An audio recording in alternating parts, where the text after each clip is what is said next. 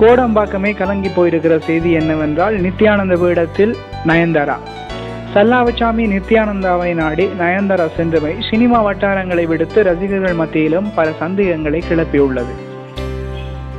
2 நாட்களுக்கு முன் அவசரமாக எடுத்து ஏப்ரல் மாதம் அளவில் வெளிவர இருக்கும் ஒரு முக்கியமான நாயகனின் படத்தின் இறுதிக்கட்ட படப்பிடிப்புகளுக்கு சென்ற நயன் நடிகை பாடல் காட்சிகள் எடுத்து முடிக்கும் முன்பே இடைநடுவில் தனது காரை எடுத்துக்கொண்டு கிளம்பிவிட்டார்.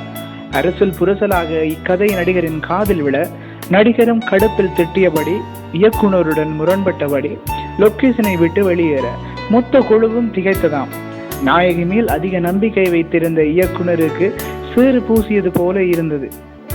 இது ஒரு புறம் இருக்க, நேற்றைய நாள் ஷூட்டிங்குக்கு சமூகம் அளிக்காத நாயகியை நித்யானந்த பீடத்தில் கண்டதாக நித்யானந்த பீடத்தில் உள்ள ஒரு ஊழியர் தனது ட்விட்டர் பக்கத்தில் நித்யானந்த தரிசனம் கோடி புண்ணியம், நயன்தாரா உனக்கு அருள்வார் என்று போல் என்று வெளியிட்டதால் பரபரப்பானது. ஒரு சில வாரங்களுக்கு முன் நித்யானந்த பீடம் நயன்தாராவை அழைக்கும் போது எவ்வித பதிலும் கூறாமல் ஊமையாக இருந்த நடிகை நித்யானந்த பீடத்தை நாடியமை ஏன்? இதுபோல் எத்தனை தடவைகள் களவாக சென்றார் என்பது நித்திக்கே வெளிச்சம். திருமண பேச்சுக்களை வீட்டில் தொடங்கிய பின் நடிகை அருள்வர சென்றிருக்கலாம் என சிலரின் கருத்தாய் இருந்தாலும், நித்யானந்த பீடம் பல நடிகைகளை கடந்து இன்று நயன் வரை வந்துள்ளது. இணையங்களில் சில்மிசங்கள் உலாவாது மட்டும் நித்தி அருள் நயனுக்கே.